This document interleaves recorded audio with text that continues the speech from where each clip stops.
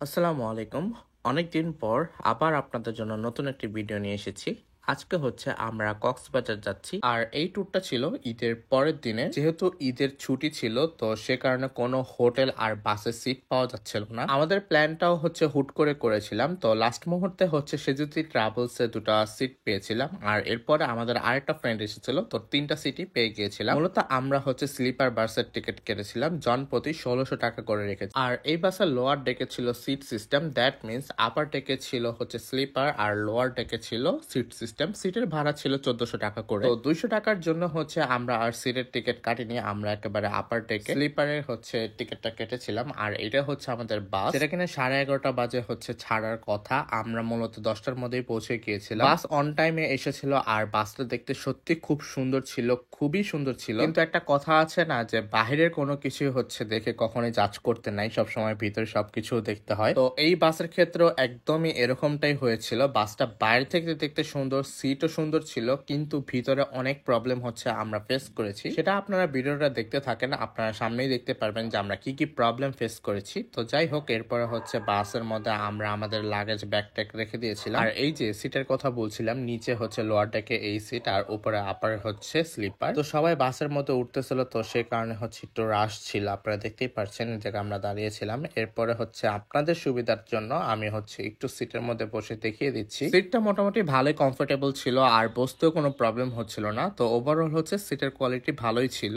তো এখন হচ্ছে আমরা হচ্ছে আপার ডেকে উঠে যাব, দ্যাট মিনস হচ্ছে স্লিপারে যেটা বেড সিস্টেম থাকে সেটার মধ্যে। আর উপরে ওঠার সিঁড়িটা খুবই ভালো ছিল, অন্যান্য বাসের তুলনায় আমার কাছে ভালোই লেগেছে। এই বাসের মূলত যে সাইড গুলো ভালো সেটা আমি ভালোই বলবো, আর যেটা খারাপ সেটা খারাপই বলবো। তো আপনারা ভিডিওটা দেখতে থাকেন। এরপরে হচ্ছে মাহাতির উঠে গিয়েছে আর এই সাথে হচ্ছে রনিও উঠে যাচ্ছে। তো এরপরে হচ্ছে আমাদের জুতোগুলো এই বক্সটার মধ্যে রেখে দিয়েছি। আপনাদের হচ্ছে যে প্রয়োজনীয় জিনিসগুলো সেটা হচ্ছে এই বক্সে রাখতে পারবেন। আর আরেকটা কথা না বললে না, এই বাসের হচ্ছে বেডটা আমার তুলনামূলক অন্যান্য বাসের থেকে হচ্ছে একটু বেশি ভালো লেগেছে। তো এটা ছিল হচ্ছে বাসের আপার ডেক থেকে বাইরের ভিউ। তো ওভারঅল প্রথম প্রথম আমার কাছে সবকিছুই ভালো লেগেছে, কিন্তু কিছুক্ষণ যাওয়ার পরে বাস যখন ছাড়ে, মিন্স বাস হচ্ছে প্রায় 1.5 ঘন্টার উপর লেট করেছে, আনুমানিক প্রায় হচ্ছে 2 ঘন্টার কাছাকাছি হবে। আরামবাগের মধ্যে হচ্ছে বাসটা 2 থেকে 3 বারের মতো রাউন্ড কেটেছে, কারণ তারা যাত্রী পাচ্ছিল না। তো সে কারণে বাকি যাত্রীদের হচ্ছে একদম হ্যাসেল করে শেষ করে দিয়েছে। এই বাস বারবার ঘোরার কারণে হচ্ছে মাহাতিরের মাথা ঘুরে টুরে বমি টমি অলরেডি করে দিয়েছে। যে জায়গায় হচ্ছে আমরা কখনোই ট্রাভেলের সময় এরকম হচ্ছে কখনোই হয় যে মাথা ঘুরে বমি টমি আমরা কেউ করি না। এখানে হচ্ছে আমি স্পিচ দিচ্ছিলাম, আই মিন ভয়েস দিচ্ছিলাম, কিন্তু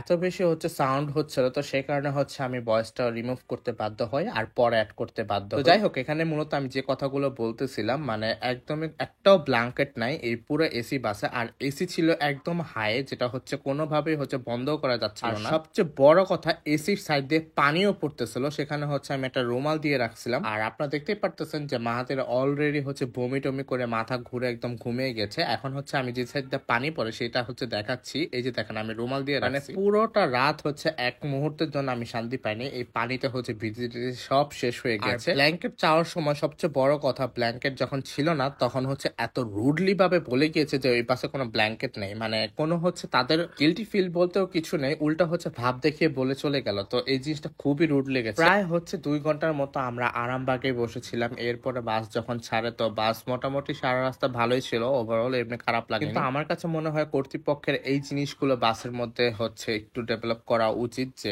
যাত্রীদের যাতে কোনো কষ্ট না হয়। এতগুলো টাকা দিয়ে টিকিট কেটে যদি আপনি এরকম একটা সার্ভিস পান, তো আমার মতে হচ্ছে এই ধরনের বাসগুলোতে কখনোই ট্রাভেল করা উচিত না। যেহেতু আমি বছরে প্রায় 2-3 বার হচ্ছে কক্সবাজার যাই আর চেষ্টা করি সবসময় স্লিপার দিয়ে যাওয়ার জন্য, তো একটু যদি প্রবলেম হয় সেটা অ্যাডজাস্ট করা সম্ভব, কিন্তু এত বড় প্রবলেম আর পুরো হচ্ছে জার্নিতেই আপনি এই প্রবলেমটা বহন করছেন, তখন কিন্তু এটা আপনার জন্য অনেক বড় হ্যাসেল। এরপর আমাদের কুমিল্লাতে নূরমহল কমিউনিটি সেন্টারে হচ্ছে যাত্রা বিরতি দিয়েছিল 20 মিনিটের জন্য। আর এদিকে মাহাতিরের চেহারা দেখে আপনারা বুঝতেই পারছেন যে ওর অবস্থা কত বেশি খারাপ হয়ে গেছে। তো যাই হোক, খিচুড়িটা হচ্ছে খুবই বেশি ভালো ছিল আর খিচুড়ির প্রাইস ছিল 320 টাকা। আমরা হচ্ছে চিকেন খিচুড়ি নিয়েছিলাম আর চা নিয়েছিলাম 30 টাকা দিয়ে। এরপরে কিছুক্ষণ হাঁটাহাঁটি করার পরে আবার বাসে চড়ি, আর দেখতেই পাচ্ছেন যে সবাই হচ্ছে মুড অফ, কারণ এত বাজে সার্ভিস হচ্ছে, সবাই ফেড আপ হয়ে গিয়েছে। আমি জানি না আমার ভিডিওটা বাসের কর্তৃপক্ষ দেখবেন কিনা, যদি দেখে থাকেন তাহলে আমি বলবো এত সুন্দর একটা বাসের মধ্যে এই প্রবলেম গুলো হচ্ছে আপনারা যদি একটু ডেভেলপ করেন, তাহলে আপনাদের সার্ভিস নিয়ে কারো আর কোনো কমপ্লেন থাকবে না।